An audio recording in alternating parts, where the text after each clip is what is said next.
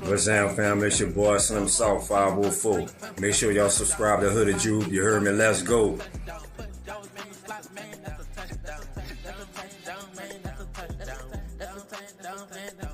What's up, folks? This is Shoshano Barnes, and you already know it's shit more than a game, man. You also already know that it's NOLA versus all y'all. And you also know that it ain't YouTube if you ain't subscribed to my dog, Hooded Juve. Come on, man, what are you waiting for? You already know. It's still Who Dat?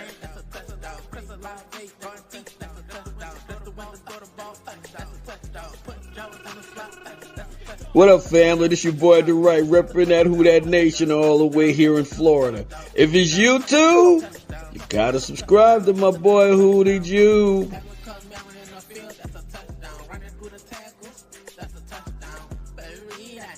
What's up, world? It's your boy Carlos Clayton. I'm the host of Uneducated Sports Talk. Subscribe to the big homie Hoodie Juve for everything New Orleans Saints. Who Dat?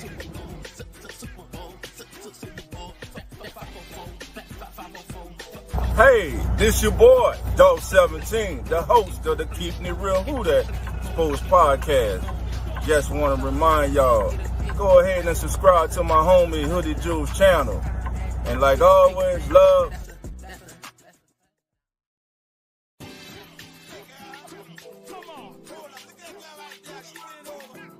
What's good, guys? My name is Zach. And I'm Nonfiction, and we are Real Fan Sports. And you need to stop what you're doing right now. Hit that subscribe button and subscribe to your boy, Hoodie Juve. Hoodie Juve. What's good, Who Dat Nation, man? We are back finally, man. I know it's been a couple weeks, but we are finally back. Me and my boy Logan's going to be coming on shortly. So make sure y'all grab a drink. Make sure y'all grab a snack. Sit back and relax, man. And let's talk about some Saints football, baby.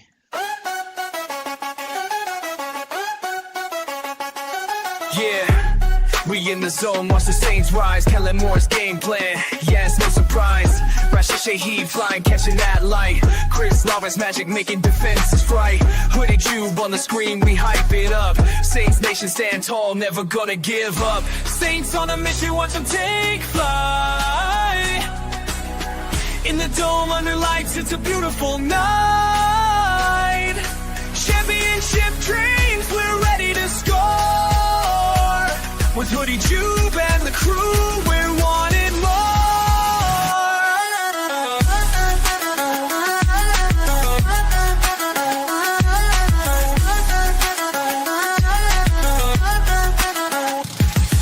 Demario Davis bringing a tackle heat.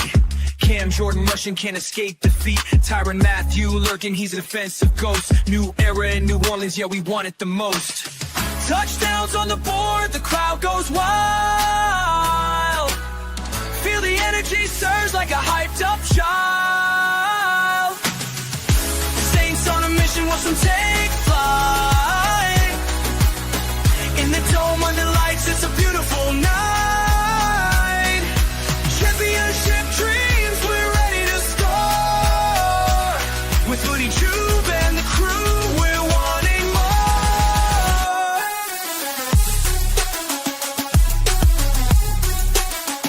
So here's to the Saints, let the victory blow.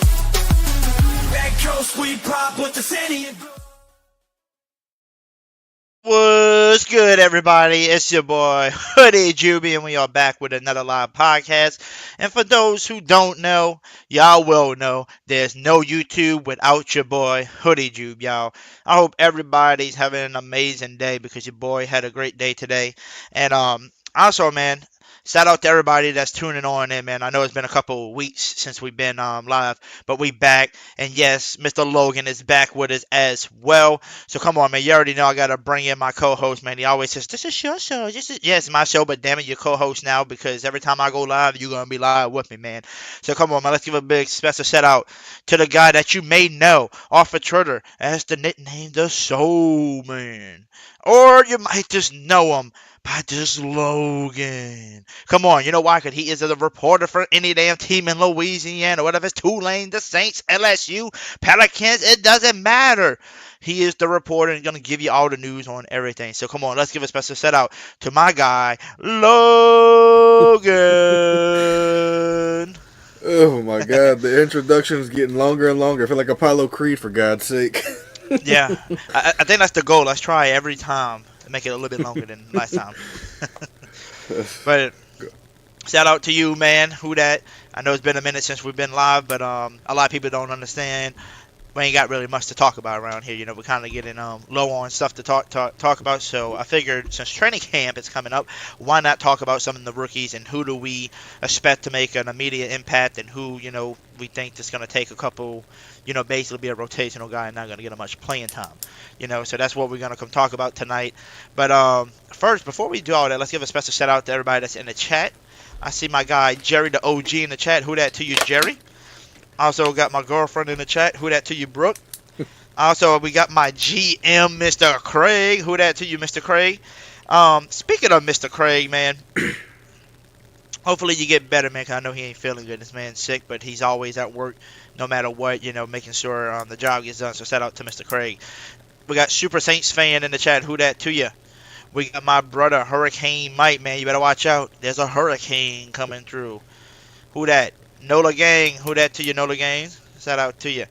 The Nola Chop Podcast, man. Y'all better go subscribe to his channel, to Kai the Great, as he's killing it over there on his channel as well. You was about to go to sleep? Well, guess what? You better stay awake, because we're back, baby. We got my brother T.I. in the chat, man. What's up? You can have whatever you like. Yeah. Who that to you, Slim? Shout out to you, brother. Who else we got up in this thing that I might be missing? Nobody? Oh, we got Samuel in the chat. Who that to you, Samuel? And I think that's everybody for right now, but we got 18 people watching. Well, no, not my 19 people watching now from Twitter and YouTube. I would say Facebook, but for some reason my Facebook is streaming on Facebook right now, but it says only me, and it's not even allowing me to have an option to share. So it's weird. So I apologize to my Facebook family. I got to figure it out and figure out why it's not letting me edit it. But let's get into some Saints football. But before we get into the media stuff, you know, about our rookies and all that, man, let's just talk about something that popped out today, randomly today. They said that we got new helmets coming out soon. And with a little bit of glitchy little bit of the corner that we can see, Logan and I, looks like it said it might be white, right? Well, somebody by the name of Trace, you know, Trizzy Trace, y'all know him. He actually posted a picture out there with, you know, somebody did with the color rush and the new helmets, and I'm thinking this is probably the way it's gonna go because it's looking like it. But y'all let me know what y'all think. I think it looks sexy. Logan said he likes it, but he said there's a different way. He can had a throwback, you know, look. But hey, what y'all think of this though? If this was to happen, you know, the color rush and have the all white outfit, white helmets with the gold face mask and all that, I think that would literally be sick. I think that might be my favorite uniform. But Logan, what are you thinking about this? You think it's the white with the way it was looking, with the little, you know, tiny little pitch that they're showing? So if it's not white, then I would be like absolutely surprised because there's a lot of people when I was looking at the comment. Well, I mean, also Cam Jordan actually responded to our friend Trizzy Trace and basically kind of confirmed it without confirming it, saying that it's going to be white. So shout out to Trizzy Trace for getting Cam Jordan to respond to him. I've been trying for years to get that man to respond to me, but nothing yet. But anyway, yeah, I think it's going to probably be a white helmet. Now, if it were up to me, I would have, you know, did a throwback logo, like the throwback Fleur de Lis logo from the original days.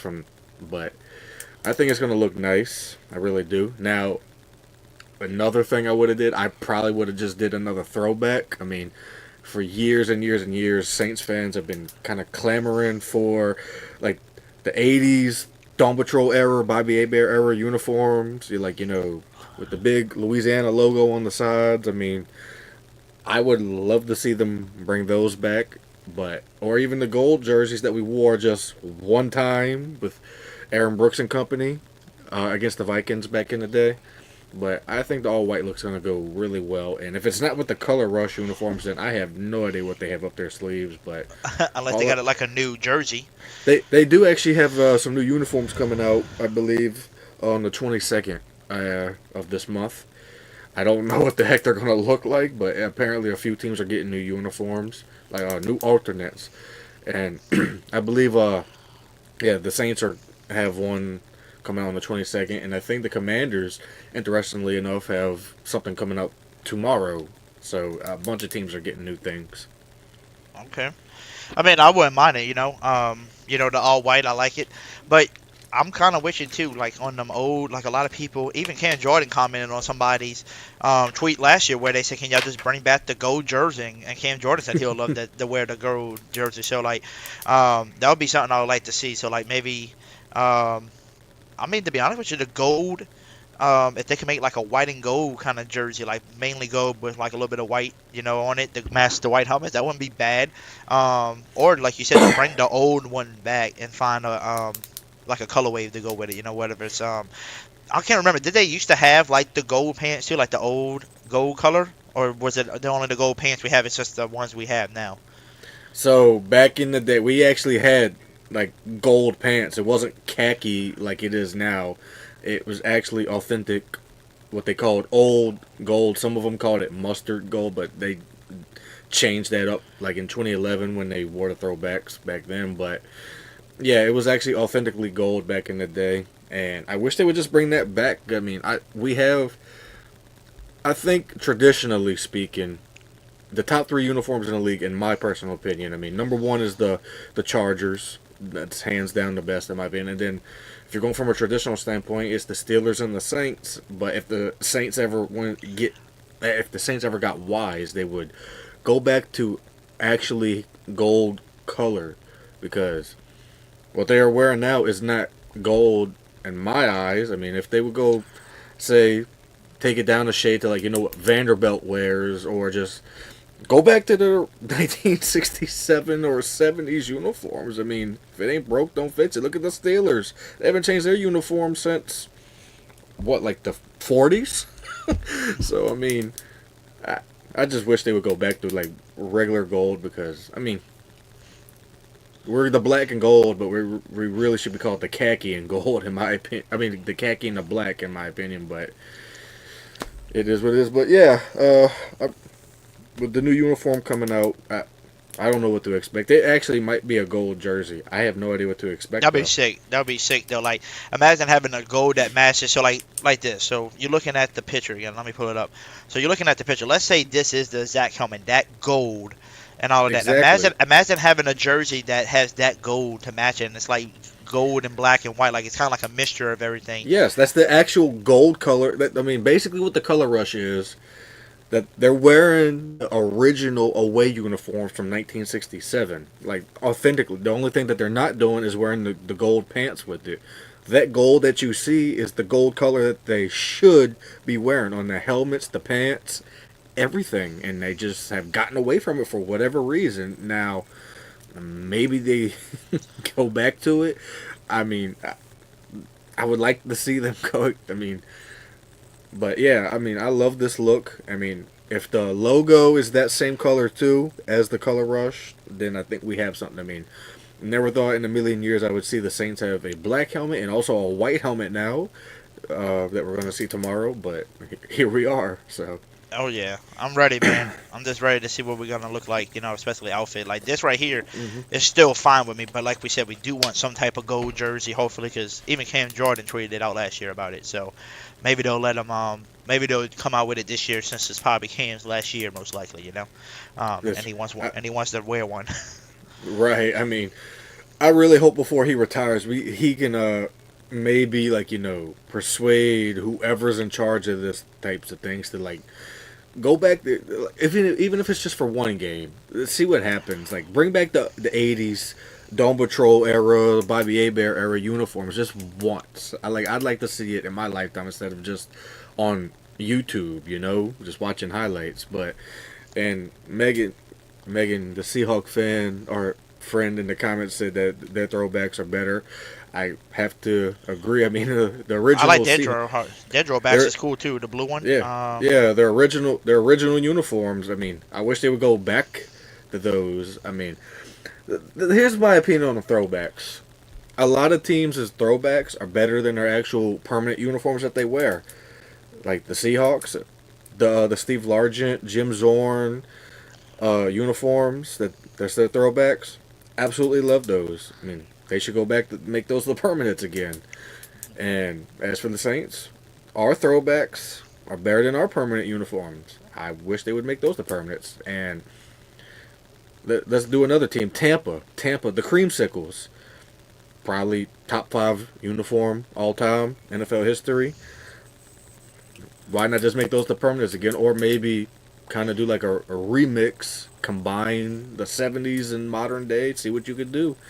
Don't know, but I think it's always the color. It's like the colors. It's like what you call it? Like you look at like the Detroit Lions, right? Most of their jerseys are what usually that light blue and stuff like that. But their secondary color is silver. So like it would be cool to see a nice bright silver with a little bit of blue in it. Like the Chargers, they got that light color blue with the yellow. Make a all light blue color, like an alternate color. I think we just need to start seeing more alternate, better looking uniforms and seeing it more often, not just for one game out the year. Like have it like you're playing 17 games a year. It'd be nice to like half of the games you can just see them in nice uniforms instead of just plain, regular ones that we see every damn year. But I'm definitely ready to see what everything's gonna look like, and we're not the only team. It's gonna be other teams, so I'm ready to see what everybody starts to look like in the NFL.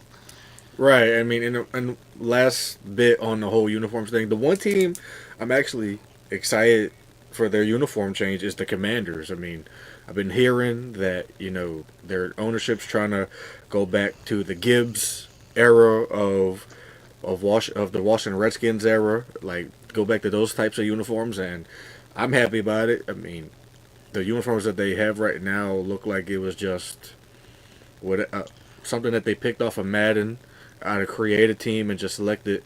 Okay, basic. I mean, if they're going to go back to the old Gibbs era uniforms for the Commanders, I think that's going to look really well. Now I'll finally be able to buy a Jaden Daniels jersey that will look good. I haven't bought one yet, so I'll finally be able to buy a Jaden Daniels jersey if it looks good. I mean, hopefully they're not just hyping it up, but yeah, that's probably one of the teams I'm most excited for, outside of the Saints, of course, for the uniforms that are coming out. Oh yeah. All right, Logan, let's get into it now about our New Orleans Saints rookies. Who do we expect? So let me just pull it up here again. So this is what the topic is about today, is asking, which rookie will make the biggest impact this year? And I thought about it, right? And I was thinking, okay, so who's going to give us the biggest impact? Who's going to help the New Orleans Saints out, from the jump? And, you're thinking about first rounders, second rounders, you're thinking about all these players. And as I'm looking through the list of the people that we have, and I'm thinking of it, I'm like, it's hard to pick this one. Like if you just pick one person, you already know Kevin Banks probably you just shouts out to you because he's like Fuaga. He's a first round pick. He's gonna immediately start on that offensive line. So boom, let's have him. But they have so many other players from second round through the sixth round that are like big time players that should have not fallen that far. To it. So I feel like it's hard to pick one. So I feel like there's gonna be multiple players that I think we can expect to see make a big impact starting this season. And there might be maybe a few players that might get rotational time.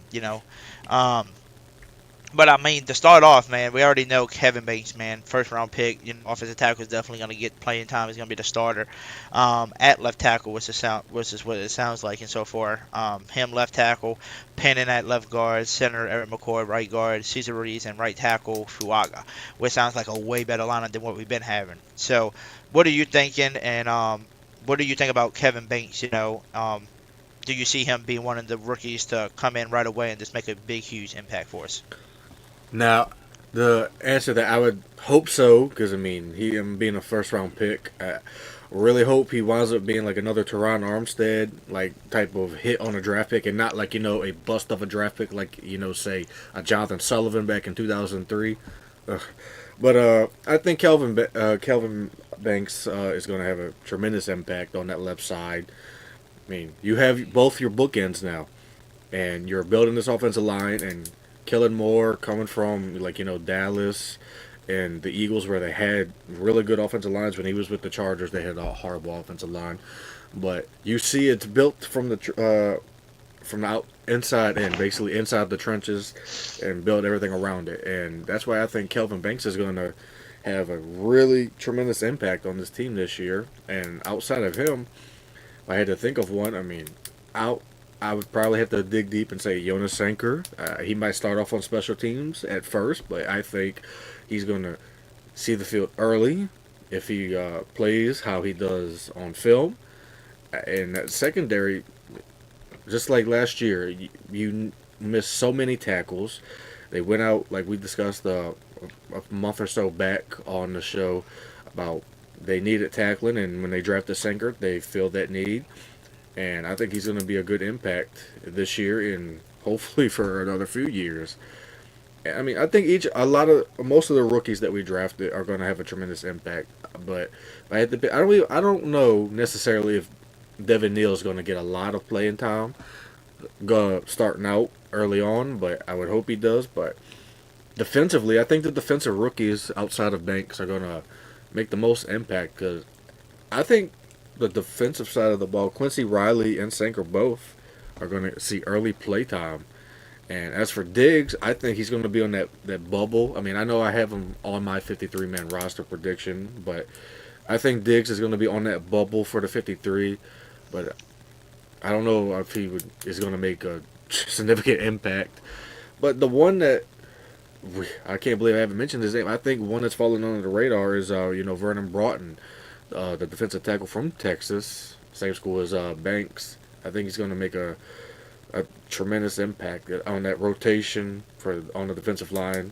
And I honestly am curious to see how Bo Davis develops this defensive line, because you're going from Todd Grantham, who, when we first hired him, I was actually glad that we did, because I was a fan of his from his college days, being a defensive coordinator, having tremendous success at his previous stops. But Vernon Broughton, I think, is probably one of the ones I would say is under the radar, who is going to probably have one of the more bigger impacts. So the two Texas guys, I think, are going to have the biggest impacts.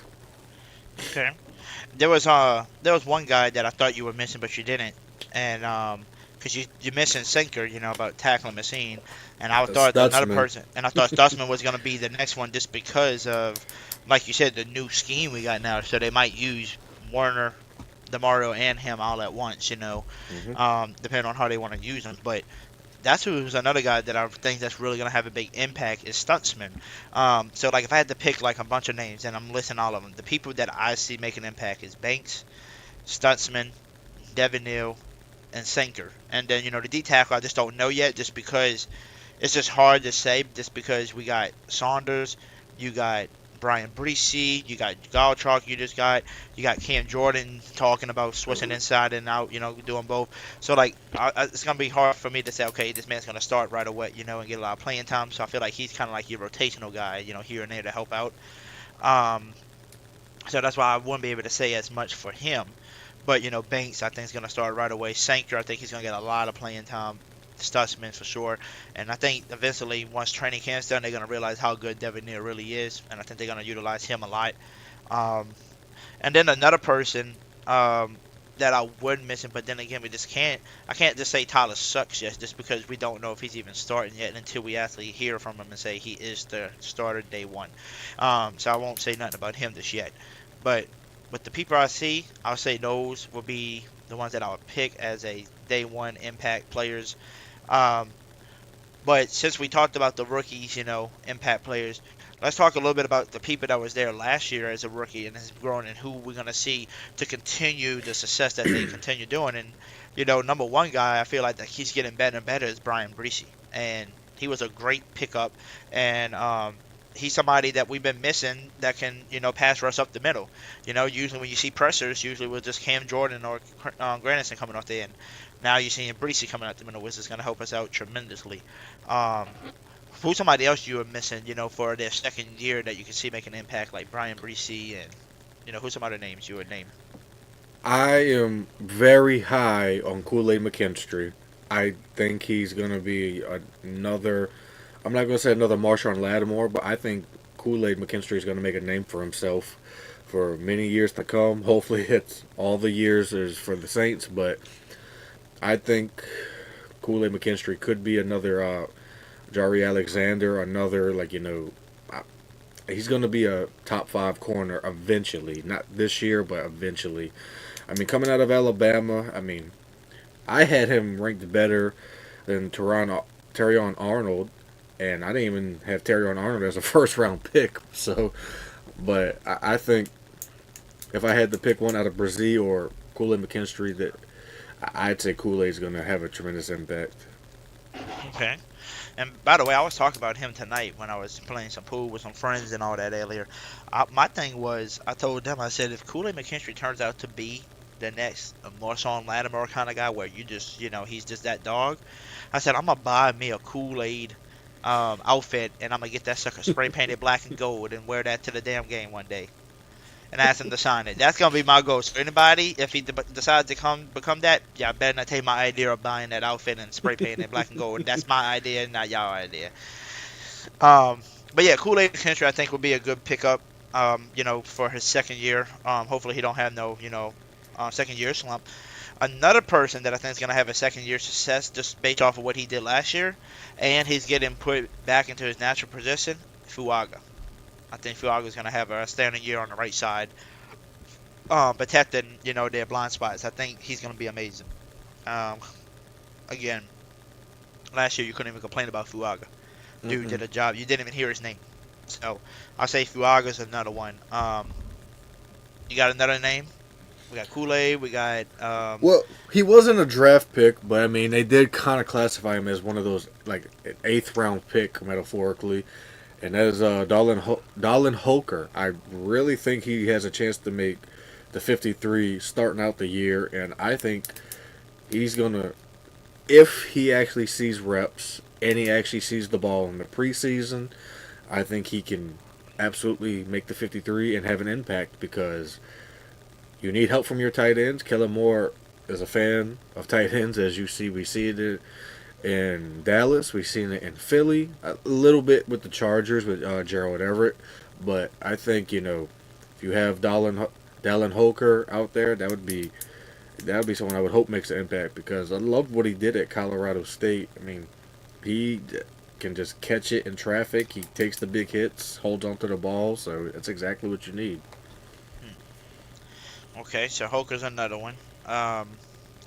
Trying to think of somebody else that might make a nice impact this year. You know who I'm gonna pick? I'm gonna pick somebody that I think is gonna step up, especially if he stays healthy this year. Bub Means. That's something I can agree with. I mean, everything I've heard, like going into mini camp and OTAs from media colleagues of mine and friends of mine, because I wasn't there, as y'all know. All I was hearing was Bub Memes. That's why we're not signing a big body wide receiver, Bub Memes. I'm just like, that makes 0 sense. And then started hearing things like Kellen's high on Bub Memes. He's been killing it. He's been killing it in practices, this and that. So I have no choice but to believe that, Bub Memes is taking that second-year leap. And like I mentioned previously on the show a while back, I mean, my friend Calvin, who a lot of people see me interact with on Twitter a lot, he played at Louisiana Tech when Bub Memes was there, and he said that the defense used to get destroyed by Bub Memes a lot, and he can catch everything. So I'm going to take his word for it because that was once upon a time his teammate. So I think Bub Memes can have a tremendous impact. I mean, he's young. I mean, you have Brandon Cooks, that's the veteran, but if you have 3 young wide receivers, and you can only be happy about that. Oh, for sure. Trying to think of some other names. So this is what I'm thinking. If Kellen Moore comes in here and just changes everything around, and what I mean by change everything around, I mean like a freaking Sean Payton kind of season where he just came in his first season and changed the Saints' history around and got us to 10 wins or 11 wins that season. 10-6, and then we Kellen Moore won comes the in. playoffs. 10-6, and we won in the playoffs. So yeah, so if Kellen Moore decides to change us around and do a Sean Payton again, because like I keep telling y'all, Kellen Moore is giving me a Sean Payton vibes, bro. The dude used to freaking offensive coordinator for the Cowboys like he did, you know. He can coach any quarterback that he has and, you know, win games with any quarterback, you know. It's just, he just gives me a younger version of Sean, right? And he's just giving me those type of vibes. So I feel like he's going to be one of those guys.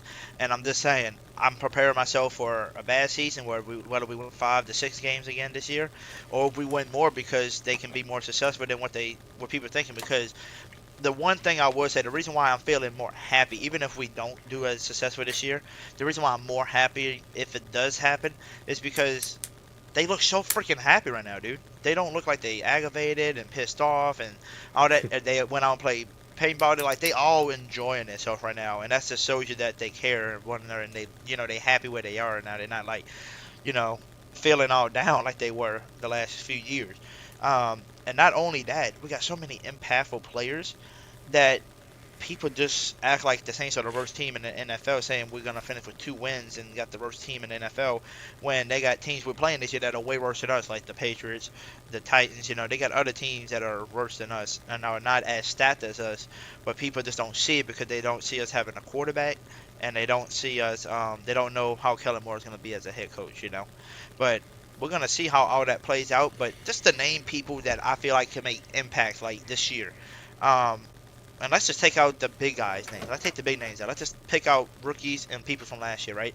But let's just name. Remember, a lot of people say we're old, too. We're not that old, bro. We're not that old. Because people forgetting that we've been slowly rebuilding quietly, and people don't see it. So just think of the team we got. Brian Bresee, young.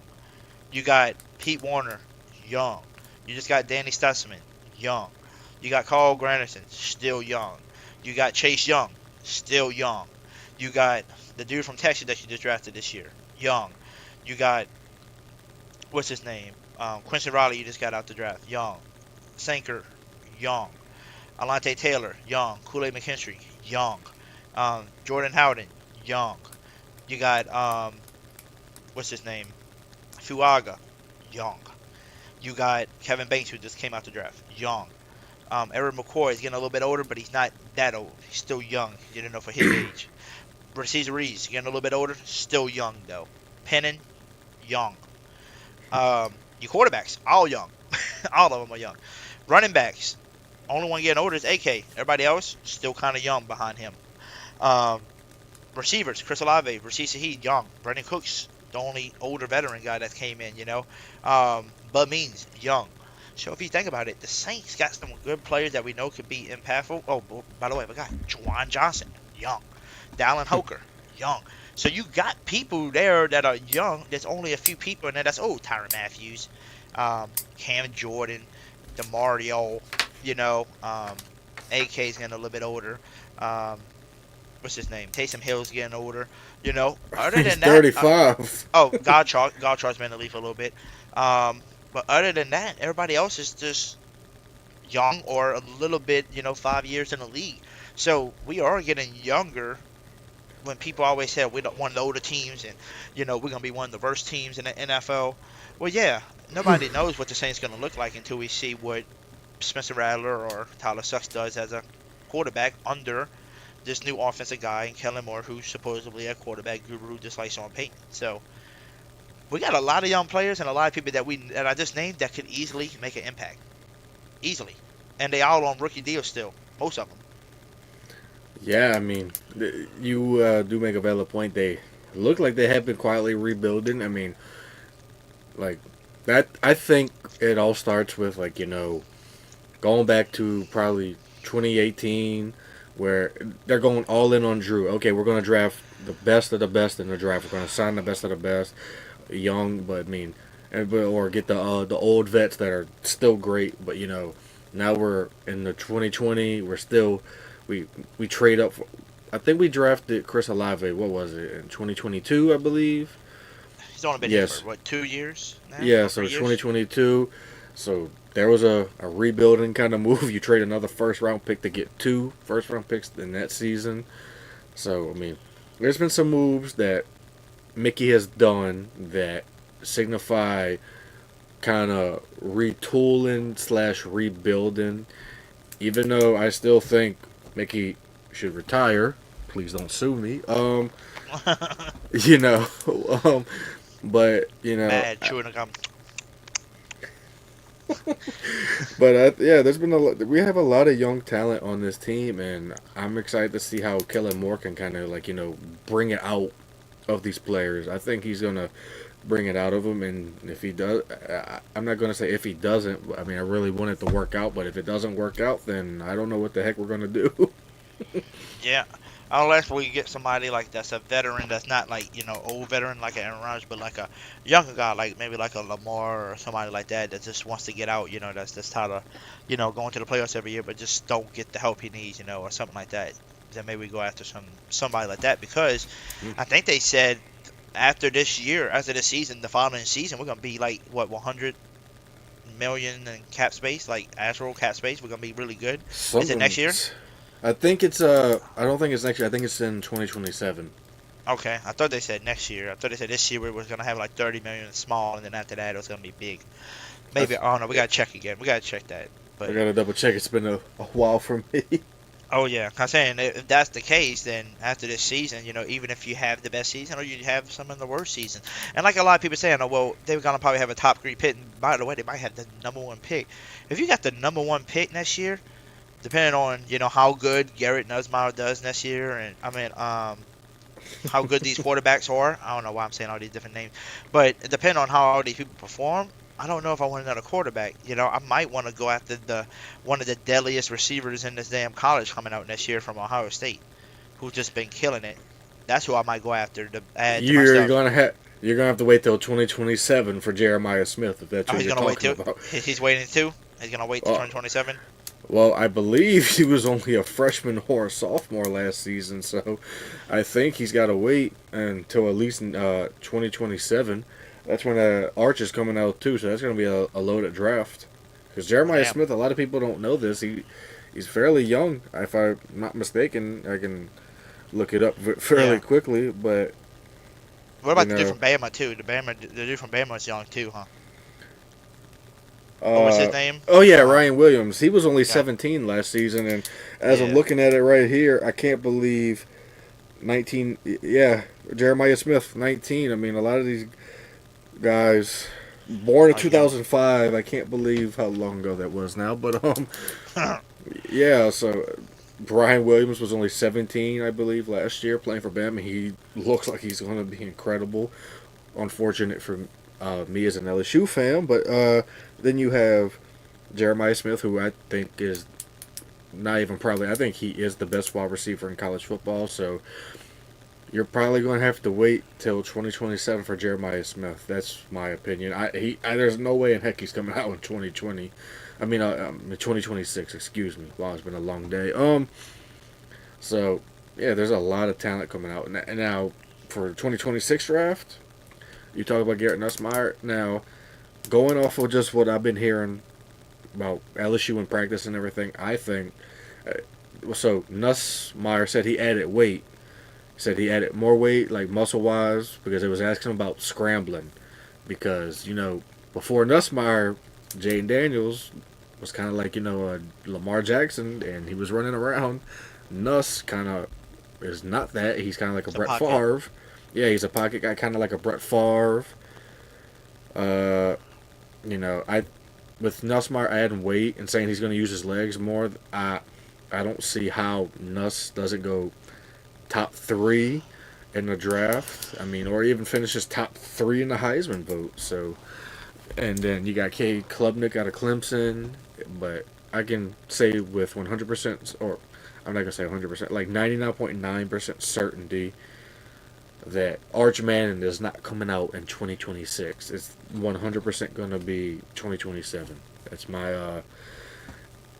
my bold claim. Okay.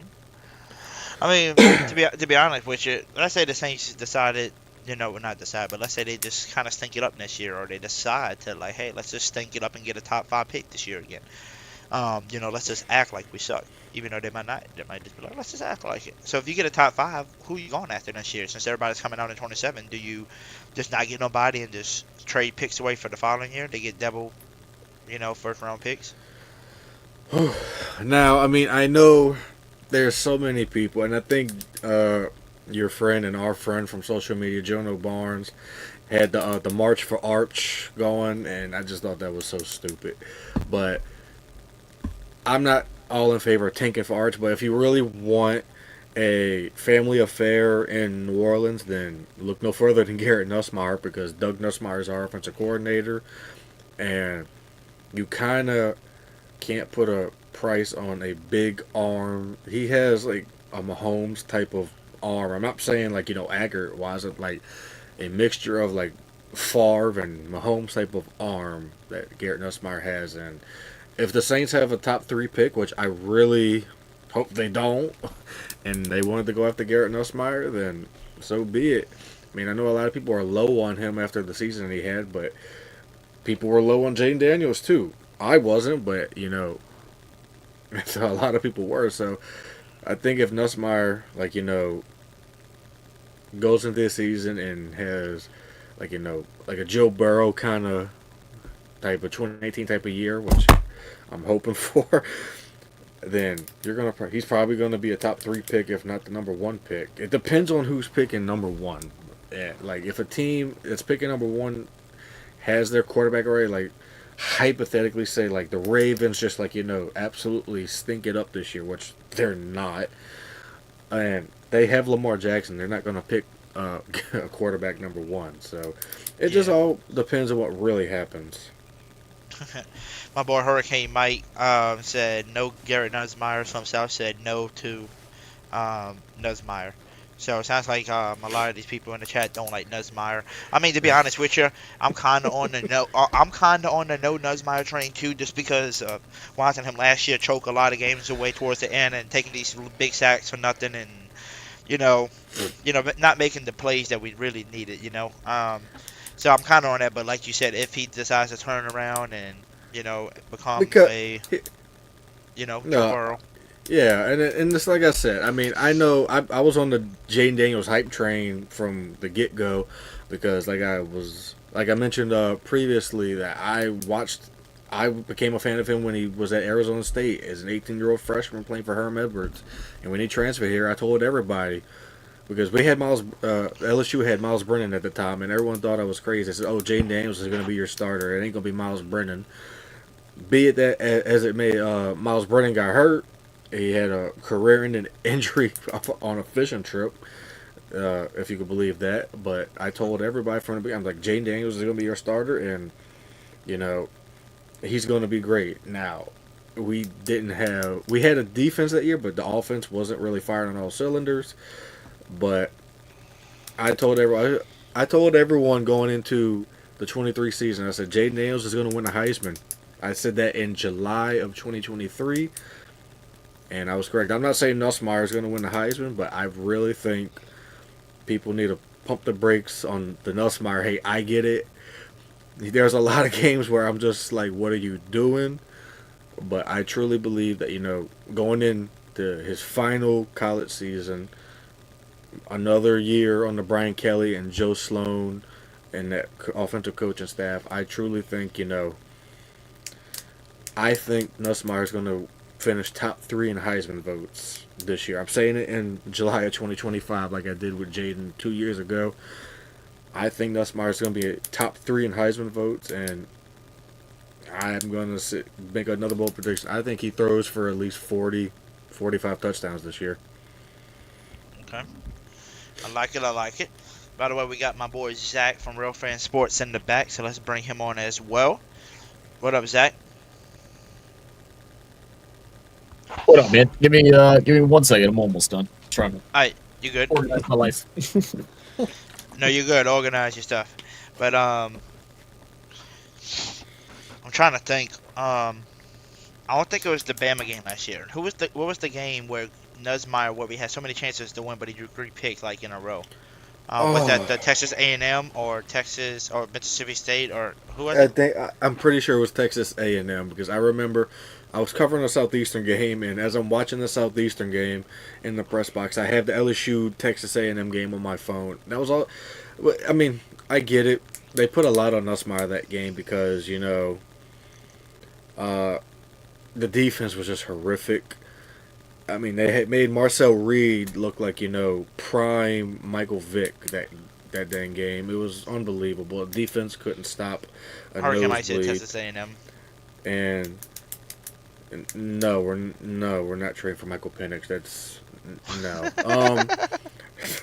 But yeah, Nuss was just running for his life that game. It just seems like they put a lot of Nussmeier's shoulders against Texas A&M for whatever reason.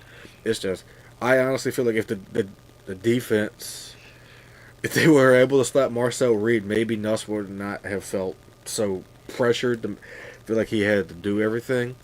But that was a game where I'm just like, wow, maybe they ought to bench this guy. But I think this year LSU is going to surprise a lot of people. I know we're supposed to be talking about the Saints, but I think LSU is going to do really well this year. The one game I really hope they win is in November. I really, really, I really hope we do well this year. I really hope all the Louisiana teams do well this year. And it could be, if you're hearing clicking, it might be me clicking my pen. I apologize. So, if someone in the comments actually who's making that clicking noise, that's me. I apologize. But yeah, I know everyone's down on Nussmeier, but I'm thinking he's going to do really well this year. Top 3 Heisman votes, 40, 45 touchdowns thrown. Now, if he's going to run, because the one thing that was bothering me, I mean, and I get he's a pocket passer, but if you see a lane that's open as a quarterback, if there's literally nobody open and the hole is this wide and you could drive a truck through it, run. Run. He didn't want to run last year. You can at least get 5-6 yards and give the team some type of short distance to play with. But I think Nuss is gonna do very well this year. I'm trying to think of some at the Nussmeier who's after him. Who's gonna be like the guy? Because we need somebody that can scramble. We need another Jaden Daniels, somebody that can do both. They actually have someone that they got out of the transfer portal who I can't believe they actually got him. I think he has 3 years of eligibility. If they got Michael Van Buren from Mississippi State, he's a scrambler. Now, Jeff Lebby at Mississippi State did not use him correctly at all, but I am very happy that we got Michael Van Buren right behind Garrett Nussmeier. I don't know if he's going to be the starter next year because there's a lot of quarterbacks he's got to battle. I think we still got Colin Hurley. I can't remember if it was Colin Hurley or Ricky Collins that transferred. One of those two transferred, but we have a lot of good quarterbacks in the waiting after Nussmeier leaves. But yeah, I'm excited for LSU football this year as well as the Saints. So.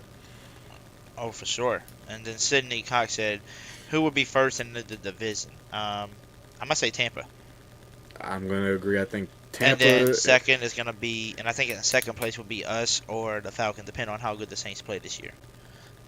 I think the Falcons are gonna finish third in the division, and I'm not saying we're gonna. I think the Falcons are gonna be like us, be kind of middle of the road this year. So I think it's Tampa's division to lose.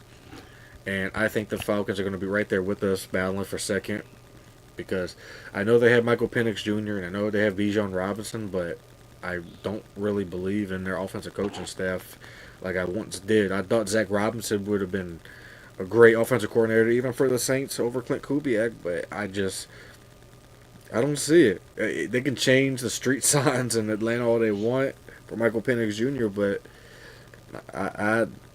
show me something, because I just don't see it yet.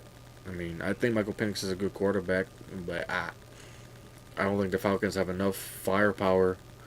I just don't even think they have the right coach. Raheem Morris, good guy to have on your staff, but Yeah, I think the Panthers finished 4th. I think the Falcons finished 3rd, or even tied for 2nd with us. And I think Tampa wins the division. That's what I'm thinking. I'm thinking first would be Tampa for sure. You never know. Maybe the Panthers continue their strength from last year, and just continue on and start off good. Maybe we'll see. Because Bryce Young finally got the, firepower towards the end of the season. So maybe we'll see. And then they got the new receiver. Remember, what was his name? Oh, Xavier Legette. No, not him. The dude from the draft. Big boy. Oh, Ted McMillan. Yeah, they got him now, so we'll see how he fits in their offense. See if he can be maybe he'll turn into the next Michael Thomas for the Panthers. You just give it to him. Yeah, I hope not. So I mean, that's not bad. Xavier Legette, him, and then what's his name? Adam Thielen. Not bad.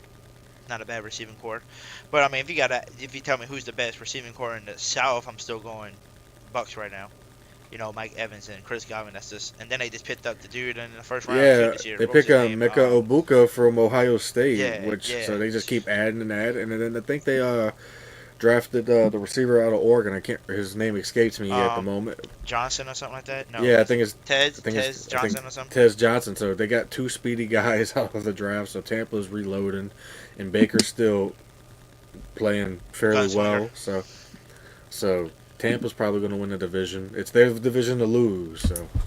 Oh yeah. What up, Zach? What's up, man? How we doing? Doing good. We'll ask you the question that we've been talking about basically tonight. Yeah, let's do it. We named more than one, okay? So just know there's more than one rookie that we felt like is going to make an impact this year. But, who are some of the rookies that you've seen us draft this year that you just feel like is going to make that impact and is going to start, right away and just be that player? Oh, obviously our first round draft pick. I mean, I think that him and then Devin Neal are like my 2 guys that I feel like are going to be instant impact players. From day one. I think Devin Neal might take him a couple weeks just to kind of get into tune of things and all of that, but I think he's going to be our true number 2 running back. And then obviously our number 1 pick. I mean, I think our line's going to be much better this year, and it's going to be, majorly because of Kelvin Banks and how we're able to adjust now. So I'm definitely excited for those things. Okay. And then the other people we named, besides Kevin, we did, name Kevin Banks and Devin Neal, but me and him also was missing in Daniel Stutzman and Sanker, the 2 certified tacklers that we were literally missing last year because we could not tackle nothing. So I think those 2 come in and make an impact as well. And then the other question we was talking about earlier was, who are some second-year players you see making an impact this year? We named a few like Brian Breesy. We named Kool-Aid McKinstry. Who are some other players that you can maybe miss to yourself? Be like, okay, second-year player, I can see him making that second-year jump. I mean, second year, we better hope that it's Kool-Aid McKinstry. We hope we better pray that he has a phenomenal jump. I mean, I think I saw something just yesterday or 2 days ago that the Saints have the 3rd cheapest defense in the league right now. Is because of a lot of the young players as well as a lot of the veterans that are on those weaker contracts and such. So, we better hope that these young guys turn into some gold later, or it's going to be some problems because we don't have no value to be able to bring new people in if not. So it better be Kool-Aid. We said Kool-Aid, we said Brian Breesy, and then we missing Fuaga, second year man. Yeah. So I mean, and me and him also talked about this. I don't know if you was in here listening earlier when we said, how many people always said we like we one of the older teams, we're gonna be one of the worst team in the NFL and all of that, and people said, the Saints need to stop and rebuild. People don't realize we already been rebuilding, but it's been a quiet rebuild every year. And because if you think about it, just name some of the old people. You ready? Some of the older people: Tyrann Matthews, Demario Davis, Cam Jordan, Gottschalk, who we just traded for. Taysom Hill, Alvin Kamara's getting a little bit older. But other than that, if you think about all the people that we've been, working with that's been starters and young, and we named it earlier, dude, we went off the list. You just got Kevin Banks, Fuaga, McCoy's not that old, Rurie's not that old, Pennon's not that old. There's your starting lineup right there for your offensive line. You go behind Alvin Kamara, right? Devin Neal, Kendre Miller, Clyde. They old. All those people ain't that old. You think of receivers. You go to Olave, he's not old. Shahid's not old. Bud Mead's not old. You know, Brandon Cook's the only really older veteran guy that's been there for years. You go to the tight end. Jawan Johnson's not old. Dallin Holker's not old. You go to the defensive side. Sanker we just drafted is not old. Jordan Howden's not old. Quinson Watt-Riley, Kool-Aid McKinstry, Alante Taylor, Pete Warner, you know, Granison, Chase Young, Brian Bresee, Saunders, you know, you name all these other people, they're not that old. And people act like the Saints just haven't been rebuilding. And I've named so many people that's the impact players that are starters that are super young. So when people say, oh, they need to rebuild, they're going to be one of the first teams and all that, I'm like, they got other teams that are way worse than us. The Titans, you know, Patriots, they got so many different teams that are needing more players that don't even have, you know, impactful players that helped last year or this year, you know. So I really do see us not finishing last and all that, but it all depends on the season, depending on what the Saints are trying to do. Are they trying to tank and get something, you know, out the draft next year, or are they really going to try and see what they have and try to coach the best, you know, quarterback, whether it's Tyler Suggs or Rattler? So, I mean, what's your thought is? Do you really feel like the Saints are that old? This is how I look at it, is that we don't have a lot of young impact players, and I feel like that's where the issue stands. It's like, okay, we talk about the running back room, and it's like, okay, Kendre Miller, but how much have we really been able to see from him? You know, he hasn't played a full season yet. You know, you start talking about your wide receivers, you know, even both Olave and Rashid Shaheed both have dealt with injuries the last couple seasons. Then you go over to the defense, and it's like, okay, yeah, Bresee has been exciting. He's been one of our you know, better younger players on the line and stuff like that. But he hasn't moved the needle or anything like that. You know, he's going into this is his fourth year, going into his fourth year now, right? Third year, fourth year. I think it's second or third. Third. I think it's third. It's third. Third. It's the third year. So he's going into his third year, but we still don't have a name on that line that jumps out as like how Cam did after his, you know, first 3 or 4 years into the league, how Charles Grant, Will Smith, how all these guys came in. We don't have those younger impact players that actually are like a name that people are worried about or concerned about. And I feel like that's where people look at it and say, oh, we're old. Well, it's because the names that come to mind are your Tyrann Mathieu, your DeMario Davis, your Cam Jordan, which they are old. And that's why. You know, I think we have been in a like semi rebuild. I mean, we've seen that's, you know, somewhat happening. I think we've missed a lot, and I think that's where it really hurts. I don't think there's been good organization in the you know, the front office and in the coaching room, you know, with the staff and everything like that. It hasn't allowed these players to develop.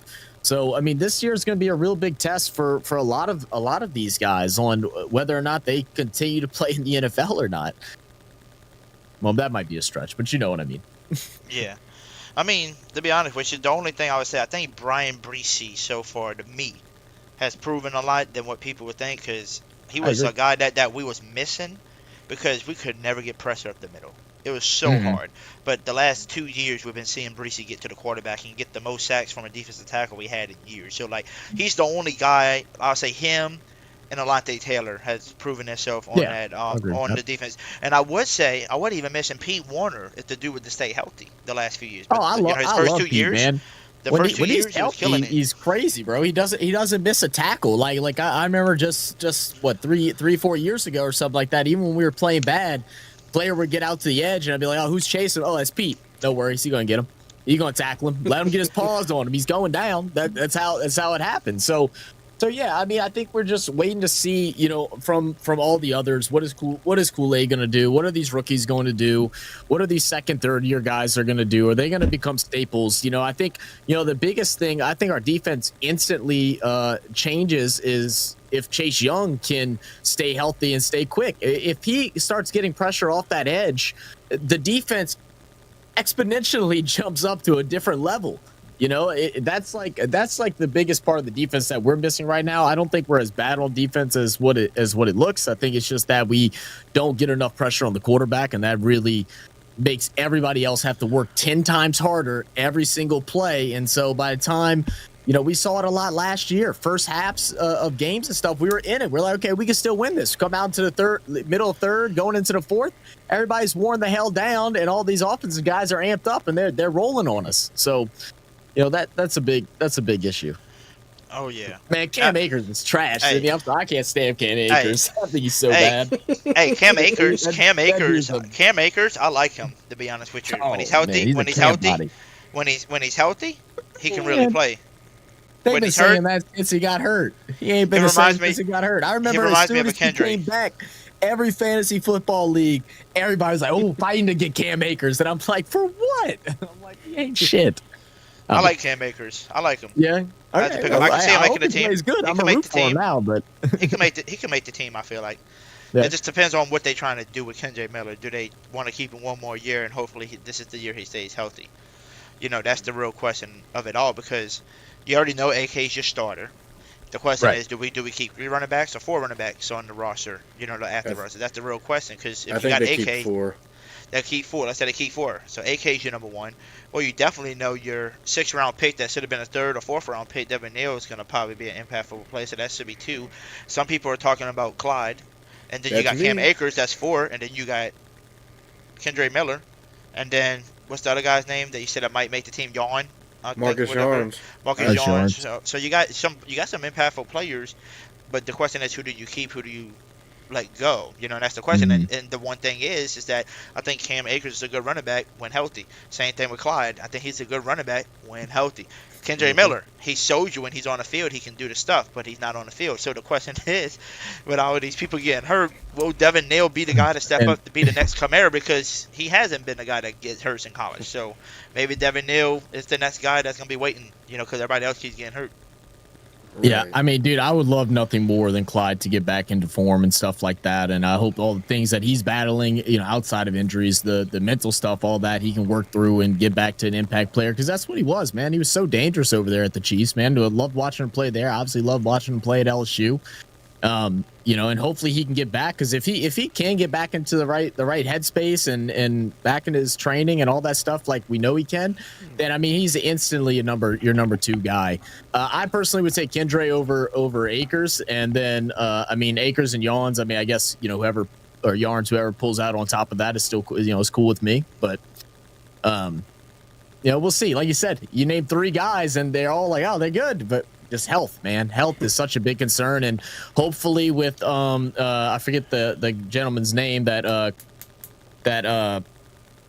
Kellen Moore brought in. That's the new Ted Rath. Physio. Yeah, Ted Rath. And hopefully that helps, and hopefully that helps a lot with what's going on. So that could be a big impact. Absolutely. Oh, for sure. I mean, we need to stay healthy. I'm tired of being injured, and having to use the excuse, because this year is the year that you want everybody, especially your starting receivers, your linemen, basically, I said this, your offensive players. This is the year you want them to stay healthy all season long. And the reason why I'm saying that is because this would tell us what Kellen Moore can do. Okay, was Tyler Sucks the right guy? Or was Spencer Rattler the right guy?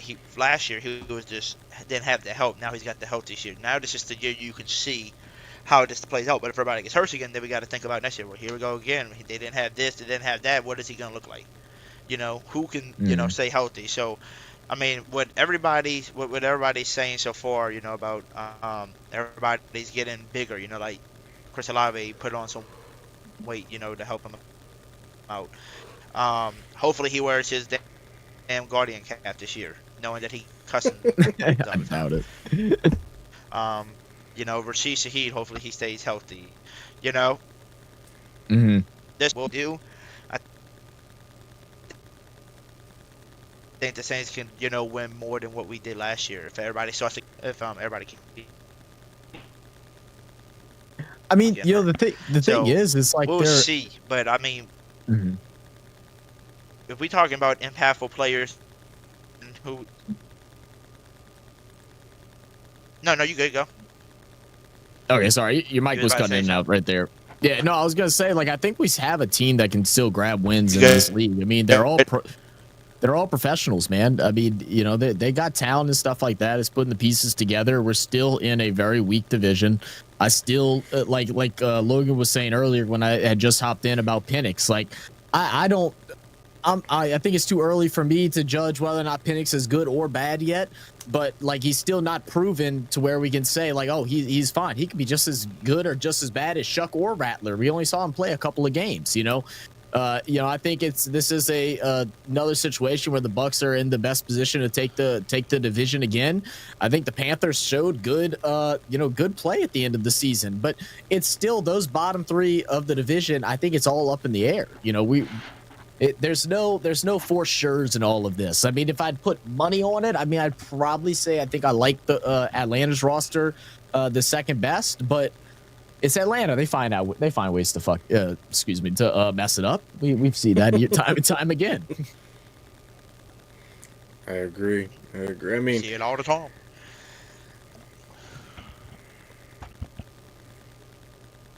Oh yeah, I'll go. My bad. Hey, yeah.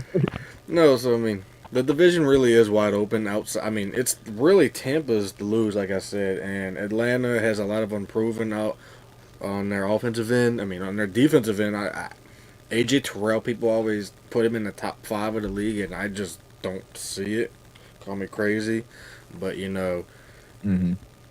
But I don't know what people see in AJ Terrell. I mean, good for Atlanta if they think that, but but outside of Bijan Robinson, they have Kyle Pitts, which they have not figured out how to use him since they drafted him, which I don't know how someone with that much talent, you can't figure out how the heck to get him the ball, but that's just me. And it's also Atlanta. They find ways to mess things up, like y'all say. And Michael Penix, I loved him in college. I mean, I thought he was incredible at Washington. I thought he was decent at Indiana. But it's just a lot of unproven talent on Atlanta. You can't really say that yes or no about that. So, I mean, the Panthers, I still really don't believe that much in Bryce Young either. I don't. Maybe it's just because he plays for the Panthers, but I don't think Bryce Young is going to be successful on the Panthers because they just do not have an offensive line at all helping him out. And they do have a Xavier Legette, and they did just draft Ted McMillan, but I honestly think the Saints and the Falcons are going to be battling out for second in the division at like 7 wins at the most. So, yeah. Y'all hear me now? Better? Mm-hmm. Yeah. Okay, it was my internet. I think it was showing like the internet symbol on my thing, so that's probably why it kept pausing and sounding weird. So I do apologize about that. But yeah, I think this year is going to be one of those years where we're going to have a Sean Payton entrance where you could win 10 to 11 games if everybody gets it together, or it's going to be one of them games where we're just trying to tank and we just don't care. And we're just trying to, just get a top pick. And so we're kind of like going, that's what I'm thinking. I don't think it's going to be even in between just because are they going to really take off and try to win, or they're going to really just try to, tank. And, some people that I talked to so far are predicting that the Saints' first 6 games, they're going to start off probably 1-5, 2-4. And from there, that's when you're just going to want to start tanking because you don't want to try the rest of the season, just lose and get you a pick. I just can't imagine them trying to tank with a new quarterback, new coach, 2 brand new quarterbacks, basically, and a brand new coach. I just can't imagine them doing that. As a Saints fan, I'd be extremely disappointed in them. I wouldn't even want Kellen Moore there after a year of tanking, your first year coming to do that. That would piss me off more than anything in the world. I mean, the thing is like, it is really such an interesting, it's going to be an interesting season. I mean, because, the reality of it is with both of these quarterbacks being so young and you put them into a battle during training camp, during preseason stuff, and whoever you select to start, if they end up not playing to the standard you want them to, and then you switch them out, that person is now dead to the team. I just can't imagine you coming back from that, starting off and then going 6 games, struggling, and then getting your starting position taken from you. I just don't think mentally that's gonna screw whoever it is over. And then you bring in the other guy, and then it's like, oh, well, I hope that works. And if it doesn't work, well, then you're really screwed, because then if you even try to swap again, like I said, that dude's he's diminished. He's depleted. He got his job taken from him. I mean, it's gonna be really tricky. There's gonna be some ugly moments, and we just got to really absorb all the good ones and really watch those on highlight reels and stuff like that, and try to wash out all the bad, because it's going to be a lot of bad and ugly play. It's just going to happen. It's just what it is, unfortunately. Yeah. But you try to find the bright spots in it, man. Like I've said this several times since the draft. My number one thing I'm looking at is the offensive line. I want to see what that looks like. I want to see who's going to be the running back behind the AK, and hopefully it's one that can be there for a long term. I want to see if our 2 wide receivers and Shaheed and Olave can stay healthy, and can someone step up and be a number 3? Because I think that's still one of the biggest needs that we have is wide receiver. Hopefully we can address that early on in the draft next year. But again, it all depends what happens this year, whether or not that'll work. And then, defensively, I think all my eyes are on Chase Young and Kool-Aid. We need Kool-Aid to be that cornerback that we can have for the next 5 to 6 years, multiple contract player, and can Chase Young give us a solid 4 years? Like those are the main things on defense. If those things happen, then all of a sudden the Saints are looking like within a year or two they're going to be back competing deep playoff runs. But if none of that happens, well, back to the drawing board. Mm-hmm. I mean, to be honest with you, I feel like a lot of people are tripping over this. You know how people's like, oh, well, Kellen Moore drafted Tyler Suggs in the 2nd round, so it would look stupid if he doesn't start, because why draft him when you could have drafted somebody else that could have helped? I understand all that, nonsense. But then again, it's kind of stupid, too, because just think what the Falcons did last year. The Falcons drafted Michael Penix in the 1st round, didn't start him right away. They waited till Kirk Cousins, till they say, you know what, we got to pull you. And then but that's also a little different because Cousins is a established franchise quarterback, or at least was. He had a bad season and rightfully got benched, but it is very different. I mean, I personally don't know. I'm with you. Like, I really think it should be a battle and stuff like that. We talked with Mike Detillier about a month ago now, probably. And, we asked him the same thing about it. And he was just like, look, everybody that thinks it's a battle, he even said it's not a battle. He said it'd be silly to. He's like, it's unless Shuck gets blown out the water by Rattler and Rattler looks significantly better than him, then he just doesn't see a scenario where Rattler would start off first. Because again, it's the same situation. So with Cousins and Penix, for example, you start off with Cousins, the team, and you allow Penix to learn from him. He's a veteran in this league, all this, yada, yada, yada. You bring him in once you feel like the season's done for, or Cousins ain't getting the job done. Now you want to move on. Cool. Cousins is already established. You can go sign somewhere else, or he can retire. He's already been in the league long enough. If you do this to Rattler, it's the same situation if vice versa. If you bring in Rattler for 3 or 4 weeks and he doesn't work out, and then you bench him for Shuck, well, then what's that say to Rattler? I mean, all these other teams are going to look at that too. That's going to hurt his case for trying to play somewhere else. He'll hurt his case for trying to start anywhere else. It's a tough situation that they're in. Yeah, but that's why I was thinking. I said I would just start Rattler over anybody. The reason why I would start him is just because he didn't have the fair shot last year. The dude played with practice squad players, injured players. He didn't play with nobody. So if I was them, I would give him the shot because he's the veteran guy. He's the one that played 6 to 7 NFL games last year in the NFL, while Tyler Suggs is newer, and new to the NFL. So let him try. And like you said, if he doesn't do good, at least Tyler Suggs got to shit a few games and kind of watch, from the sideline. Because some people said, I think Drew Brees even said this out of his mouth. He said, I've always been on the field playing, and been the starting quarterback. And he said whenever he was out with his injuries, it was a different game with him standing from the sidelines watching. Because they say you can learn more by just watching on the sidelines too. So instead of throwing Tyler Suggs in right the fire, let Rattler be it. You already drew Rattler in the fire last year with the terrible team. So let him start off again with the fire, but with a not as high of a fire. Be just a low fire with your starters, and see how he rolls. And if he doesn't work out at the 4, 5, 6 games, then let Tyler Suggs, finally start and see how he fits in. Because that's what happened to Rattler last year, right? Carr got hurt, then he finally got drew into the fire without injuries.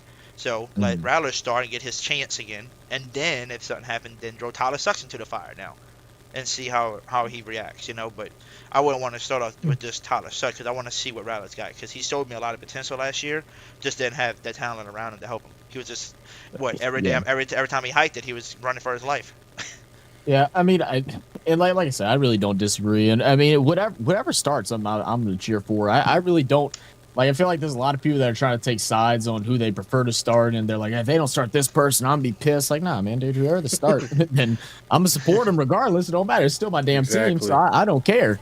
I just like what you said. Like, you know, he didn't get his fair chance, and it's just one of those things where it's the NFL now, and no one gives a shit. You know, no one gives a shit if they felt like you got a fair shot at what your job was. You got out there for how many games? Was it? Six games. 6 games. And they almost won against a team that made it to the NFC Championship. Yeah, it almost did, but guess what? That only counts in horseshoes, man. You know, it's. I think Rattler has some unique skills and unique ability that not a lot of quarterbacks have, and I would love to see him get a full opportunity. With a quarterback guru.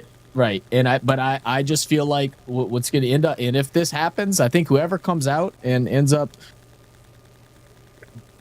starting, if they ball out, then that's your new starter, and these other guys are going to, whoever is on the other squad is going to take their rookie contract and try to go somewhere else to try and compete somewhere else.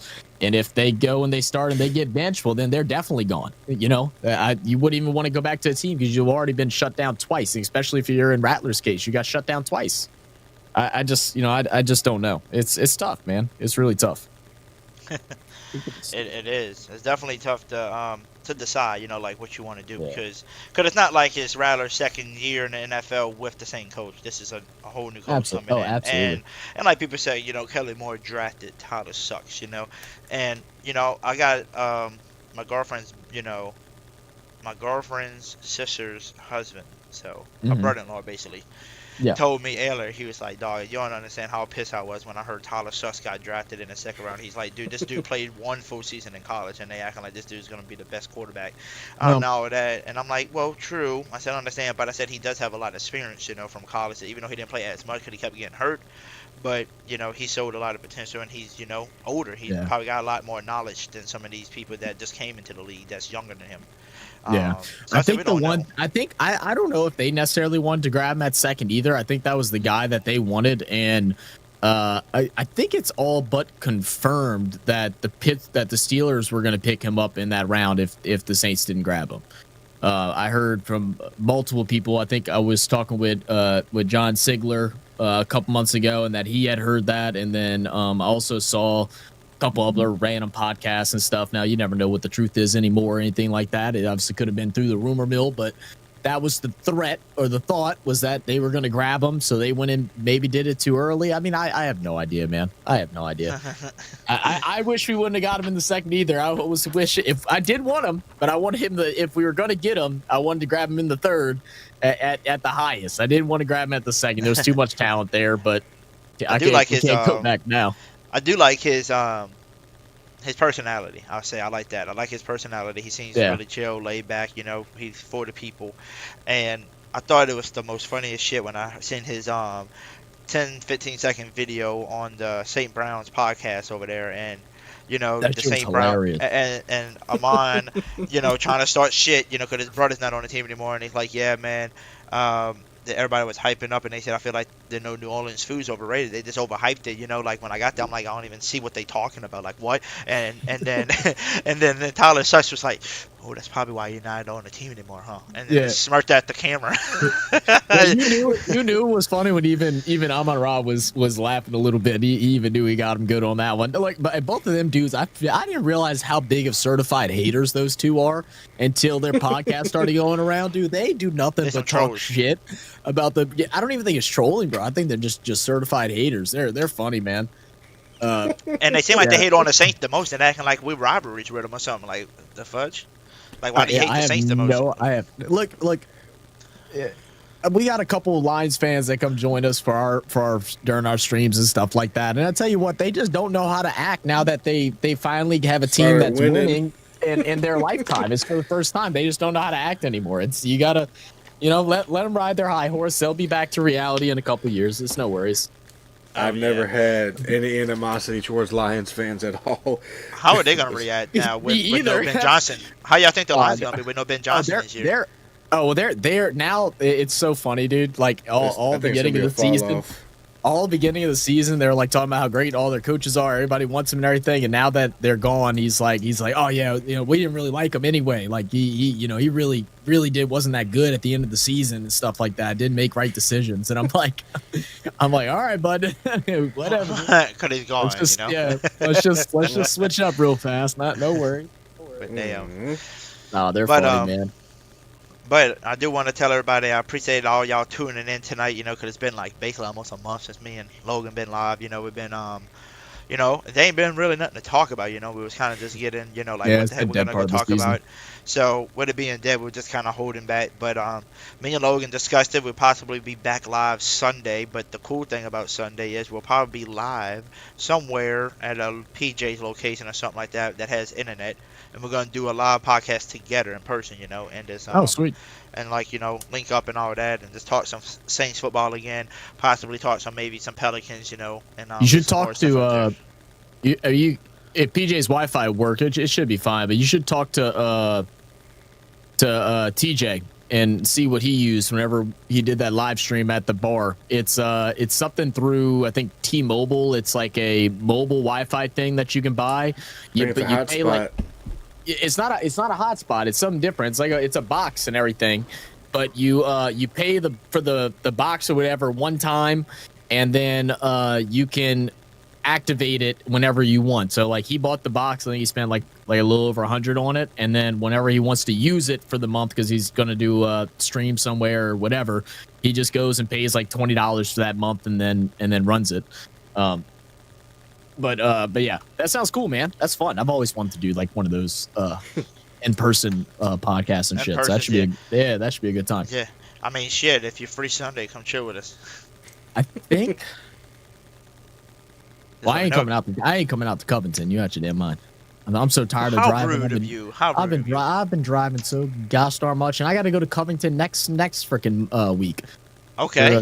For a damn wedding. So you can prepare yourself for the wedding. So you come to Sunday and then you prepare yourself for the drive, I don't know about all that, bro. Look,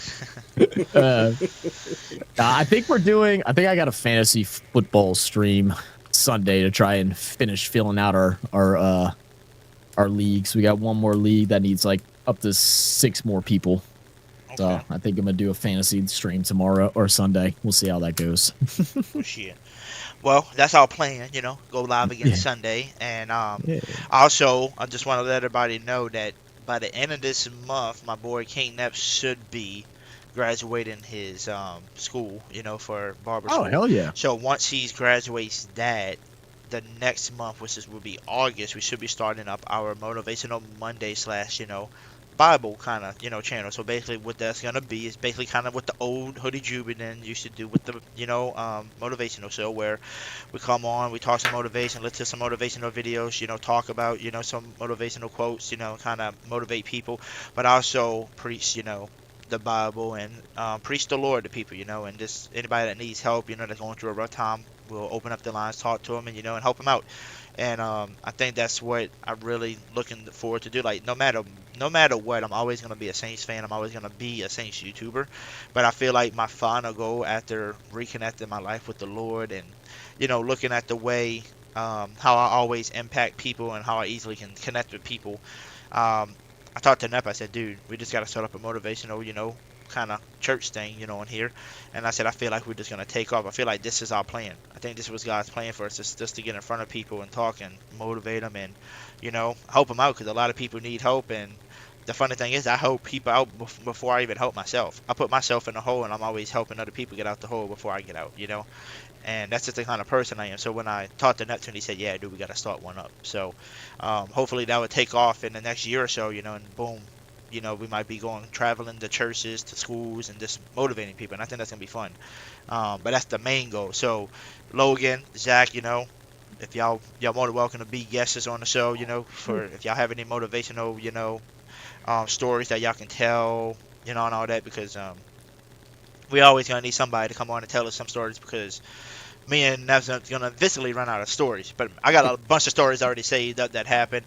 And me and Nev already talked about it. The first episode is going to be basically just letting y'all know how me and him met, as friends, and what motivated us to become friends, playing video games and, become into a reality and meeting, in person, and now we brothers for life. And I'm actually gonna go be seeing him for my birthday this year because I turned 30, y'all. I'm turning big 30 in September. So I'm going to Miami. I'm going to Miami for my birthday and chill with him, for my birthday. So it's gonna be fun. But I just wanted to let everybody know about that. So make sure y'all free Sunday, afternoon for me and Logan as we're gonna go live. If you're not too busy, Zach, you're more than welcome to join us on the live as well. Like I said, you don't have to be there in public if you don't want to. You can still do it from your house. Yeah, I ain't driving out to Covington, but I'll join y'all if I'm free. Yeah, just let me know. And then I want to thank everybody in the chat, everybody watching from Twitter as well. Just thank y'all for watching. Hit the like button on the way out for me if y'all don't mind. Hit the sub button if you are new. And also, I just want to let everybody know if you need a freaking vehicle, please reach out to your boy Hoodie because I'm doing great in sales. And just to tell everybody, ever since I started going back to church, bro, I'm telling y'all, the Lord has helped me because I haven't sold less than 10 cars since I went to the Lord. Every month I'm selling at least 10 or more. He's got my back. And if you need help, go to him. And we're going to end this podcast off like we always do with a positive, quote and just a nice little prayer before we end it. So I'm going to let Zach, help me out tonight. Tell me something that's a positive quote that can help somebody that, may be feeling down. Like, what's a positive quote you would tell somebody when they feeling down? What's something? Oh, goodness. You put me on the spot there, Hood. Hey, I know you're a good guy, though. I can feel like you somebody that can talk to somebody. Dude. Like if I came to you like, Zach, man, I'm feeling so sad. Like, I don't think I feel like being here anymore, bro. You're like, then what would you say to that person? Like, hey, I don't want to be here. Like, I just don't feel loved. Look, man, I'm very simple when it comes to that stuff, man. God gives the hardest challenges to the strongest people. Fight through those challenges and see what comes out on the other side. I promise you'll be stronger. You'll be better for it, and you'll be even closer with the great man above. Okay. See, I put him on the spot and he just took it. Honey, I used to write down used to actually want to be a motivational speaker when I was back in my old workout days and stuff like that. I got full blown scripts and everything. It's just been about a decade since I've done it. So basically, what you're saying is you want to be part co-host with me and King Hep on our motivational channels. You know what I'm saying, man? I think it'll be good. Logan said he's down to do it too with us, when we first talked about it. Because you said you got some stories you can tell too. So, just to basically, kind of copy off of that, man.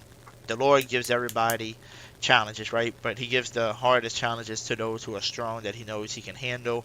Because, I look back at all my stuff. I used to have complex partial seizures really bad. I wasn't able to drive, this and that. And I always told myself, like, why was I'm the guy that had to get this? Why am I dealing with this bullshit? Why am I doing this? But, as I started getting into church, this past year and all that, I started listening. I'm like, well, that's why the Lord gave it to me, because he knew I can handle it. He knew I was a person that would fight through and come out. And here we are 6 years later without taking no Caesar pills. I've been Caesar free for 6-7 years, living awesome. My life. So that's why I try to tell people, don't give up. You're feeling down, please talk to somebody. Holding it in does not do nothing. Letting it out is the best thing. And a lot of people say, oh, well, if I let stuff out or I complain or this and that, I just look like a little wimp. No, you don't. You're not a wimp to let it out. It shows that you're a real person and you're real strong if you can let it out in front of somebody. That's the real strong person right there, to be able to release it and not just hold it in. So if you're ever going through a dark time, please ask for help, ask for some guidance. And the number one thing I can recommend is just go to church if you really down, because church is so much better. The Lord's going to help you. Make prayers to him every night. And the one thing about church, man, you feel welcome and loved when you go there. Everybody's just friendly and nice, because that's just the people that got the kind heart, And so I always tell people just do that. But let's do a little prayer and then we'll be out of this thing, and we'll see y'all back on Sunday. So I'm gonna just bow my head, y'all. So Lord, we just want to come to you today and pray to you and thank you for the number one thing, and that's just letting us wake up and living another day, Lord. You letting us wake up shows us basically that we have a purpose, and we get to live that purpose for you every single day, Lord. We're just so grateful for all of that. Also, we're just so grateful for everything you give us, Lord, to make a living. You give us a job, you give us a car to use, you give us phones, you give us a house to live in, bed to sleep in, clothes and shoes to wear, food and drink to have to survive. We're just so grateful, Lord. Also, if you don't mind putting your hands over those who need your help, Lord, whether they need you financially, mentally, physically, spiritually, whatever the case may be, Lord. Just put your hands over those. Also, we also want to keep those people in our prayers who lost their lives and who's losing a lot of things right now in Texas over that big flood, Lord. Just take, care of them. Put your hands over those people and guide them in the right path, and show them that they, got a brighter future ahead and it's not over, And we also want you to keep everybody safe that, went to heaven recently this year from that flood. Also, we all want to pray for a good night, a good night's sleep tonight, Lord, and a good wake up tomorrow again. And we all just want to pray for a good day tomorrow as well. But Lord, you're such a blessing to everybody. We're so grateful for everything you do. And we also just want to thank you for this life that you give us on earth. It's just amazing to be able to live. And just know, Lord, if you have anybody that's struggling out there and anybody that, needs to be guided back to you, Lord, please put them in front of us and let us know to where we can help guide them back to you, Lord, because trust me, there's a lot of people who fight these demons alone and they shouldn't be. So please help us guide them our way, and we're going to help them guide them right back to you, Lord. And thanks again, Lord, for everything, and we'll pray to you again soon. In Jesus' name, amen. Amen. So, shout out to everybody, man. I would chat like again. to add, if you don't mind, Hoodie, it also just, guys, please add a little special prayer out for Nonfiction. If y'all haven't noticed, he hasn't been on in a while in any of the reactions or anything like that. He moved out to California to go help out with his father, who just passed away this Friday, the 27th. And so we actually on our channel, if you go to the Real Fan Sports page, under our community tab, we have a link for a GoFundMe. We're trying to raise some money to help pay for the funeral arrangements and everything like that. They're going through a really tough time right now trying to find the funds in order to finally lay his father to rest. And we're also doing a charity stream in about 5 hours from now. For those who are early morning people, we're gonna have some fun with it. We got, as you see, I got hot sauce. I'll be drinking hot sauce, lemon juice, Vegemite, all kind of other silly, stupid things, but all for a great cause to help out Non and his family. So if any of y'all have some time or are willing to donate, like I said, the link for that is over on our channel. You can find it on the community tab, and we'll also be doing it later on tonight or early this morning. Alrighty, well, rest in peace to him, and hopefully everything goes good, and hopefully they can get all the funds they need to where they don't have to come out of pocket for anything, to lay him to rest for everybody. But shout out to all of y'all, man. If y'all are gonna be up early birders, I'm probably gonna be knocked out snoring my butt off, but if y'all are up, please go see Zach and them on Real Fan Sports. Also, if you want to put your link in the chat for anybody who's is new, so they can see that. Go join over there and help donate as much as you can to help them out, y'all. But with that being said, thank y'all for watching again. Make sure you hit the like button, like I said earlier. Hit the subscribe button if you are new. And always, we got to thank Mr. Logan for popping in here like always. And Zach, thank you for stopping on by as well. And, giving us all y'all, thoughts on everything. Because if it was just me on here, it would be a little boring hearing the same shit over and over by Hoodie Jube, because you got to have other people's thoughts, coming in there. So, shout out to y'all. And I always tell everybody, what? Who that? Who that, baby, man. We'll be back soon. We'll be back Sunday with me and Logan out here. And maybe Zach, he said, if he's available. Yes, Deuces. sir. Run it up, Finero. Say what they lie. Say what they lie. Say what they lie. Say what they lie. We claiming black and gold. We claiming black and gold. We screaming black and gold. We going to the bowl. We screaming black and gold. We screaming black and gold. We screaming black and gold. Saints going to the Super Bowl, talking black and gold. Young Nolan Hoodie Jube on the beat, me like Chris Alive, MT down the field.